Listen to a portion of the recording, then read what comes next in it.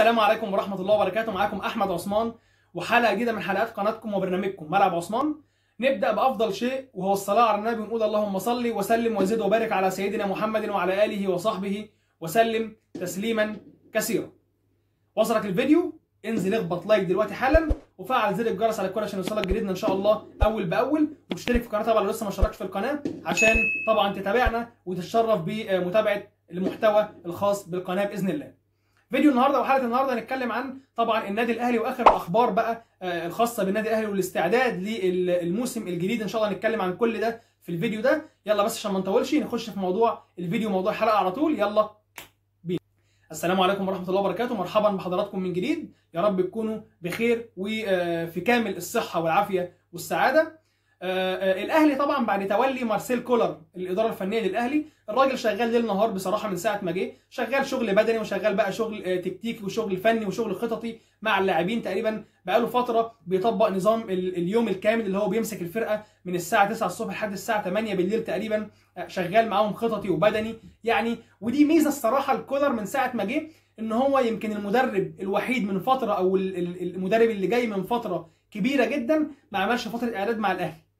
كولر يعني بدأ من بداية الموسم، بدأ هو واخد الفرقة من بداية الموسم، هيعرف كل اللعيبة، هيحط ايده على العناصر المميزة، هيحط طبعا ايده على التشكيلة الأساسية من بداية الموسم.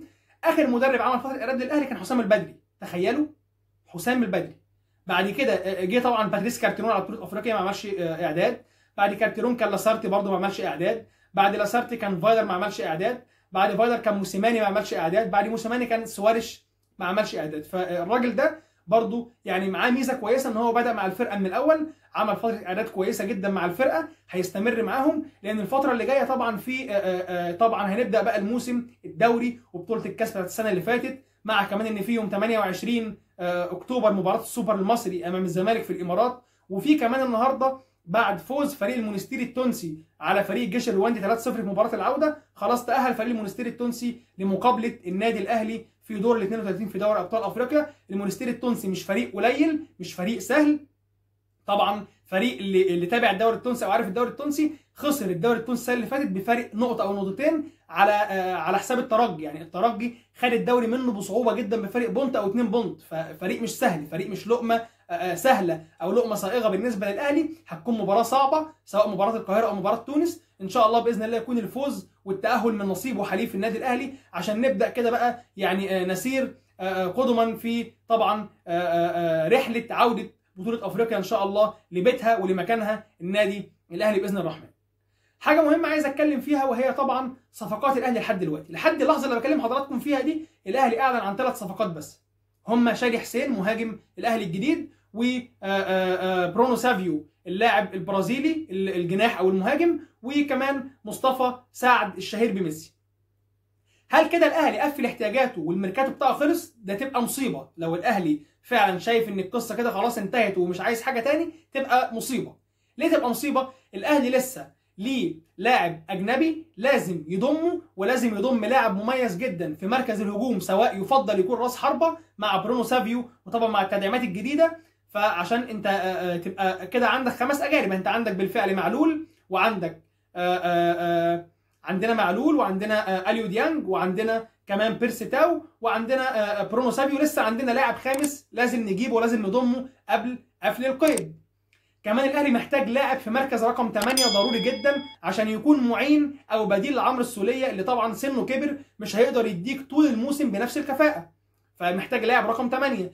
الاهلي كمان محتاج جناح تاني ان امكن. طبعا مصطفى شلبي القصه توقفت لحد دلوقتي، القصه متوقفه طبعا. انبي في تعنت في المفاوضات، انبي طالب رقم كبير قوي في مصطفى شلبي، طالب 25 مليون جنيه، في حين ان اللاعب اصلا قيمته التسويقيه 11 مليون جنيه، فرقم كبير مطلوب فيه الاهلي مش هيدفعه. يعني الاهلي مش هيدفع الرقم ده لانبي في مصطفى شلبي، فالمفاوضات متوقفه لحد دلوقتي. فالاهلي محتاج يعني يدور على جناح، ولو انه مش اولويه. محتاج طبعا اللاعب الاجنبي يجيب لاعب اجنبي مهاجم قوي، محتاج لاعب رقم 8. دي كده لازم صفقات الاهلي يبرمها ويخلصها قبل قفل القيد. بالنسبه برضو النقطه كانت الناس اتكلمت فيها كتير، وهي ان كهربا، طبعا عوده كهربا للاهلي، انا بقول لك على ضمانتي كهربا لو رجع لمستواه وفاق وشفنا كده نسخه كهربا اللي هي الملتزمه المحترمه اللي بيلعب كوره، هنشوف جناح مفيش زيه في الدوري المصري. كهربا لو بامكانياته او ب 70 80% من امكانياته مفيش جناح في الدوري المصري يعني يمشي جنبه.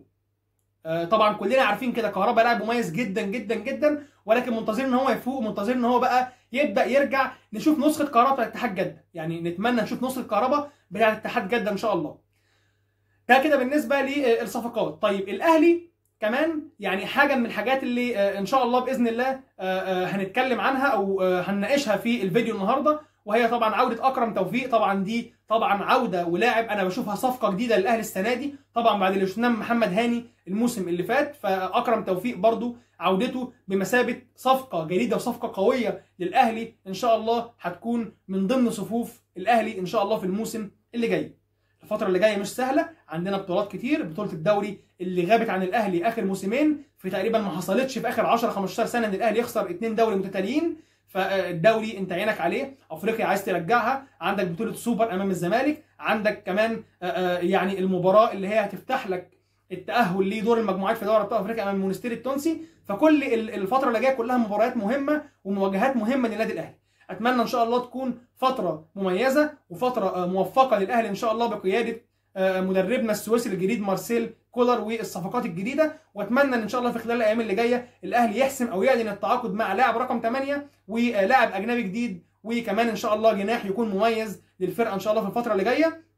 الحاجه برضو الاخيره اللي هتكلم عنها وهي ان ازاي في لعيبه موجوده في القائمه المحليه ومش موجوده في القائمه الافريقيه. ده الطبيعي، عادي ممكن يكون عندي مثلا كهربا في القائمه المحليه ولكن مش ما اتحطش في القائمه الافريقيه، مش عشان الراجل مش عايزه، هو لو مش عايزه ما كانش هيحطه في القائمه المحليه اصلا، ولكن القصه ان كهربا لسه ما دفعش الغرامه. لما هيدفع الغرامه قبل قفل القيد خلاص هيبقى كده هو اتقيد في القائمه المحليه وهيلعب في القائمه المحليه عادي. كل اللي هيغيب عنه كهربا او اي حد ما اتقيدش في القائمه الافريقيه مباراه دور ال 32 ان شاء الله نعديها ونوصل مجموعات، هتبدا انت ليك تقيد 6 او 7 لاعبين في دور المجموعات ان شاء الله في القائمه بتاعتك. هيكون طبعا كهربا مع اللاعب الاجنبي الجديد اللي هيجي واي حد هيجي بعد كده ان شاء الله. فدي بس النقطه اللي هي الناس اللي قالت كهربا موجود هنا ومش موجود هنا ليه، فلا، كهربا ان شاء الله هيتواجد في القائمه الافريقيه عادي جدا ان شاء الله. دي كده تقريبا اخر الاخبار واخر يعني الابديتس بالنسبه لاخبار الاهلي لحد اللحظه اللي انا عملت فيها الفيديو دي. ان شاء الله هتابعكم وهواصل معاكم الفيديوهات والحلقات ان شاء الله اول باول. اتمنى تعملوا لايك للفيديو وسبسكرايب للقناه وفعل زر الجرس على الكل عشان يوصلك جديدنا ان شاء الله اول باول. كده انا خلصت فيديو النهارده، اشوف حضراتكم ان شاء الله في حلقات وفيديوهات جايه كتير، والسلام عليكم ورحمه الله وبركاته.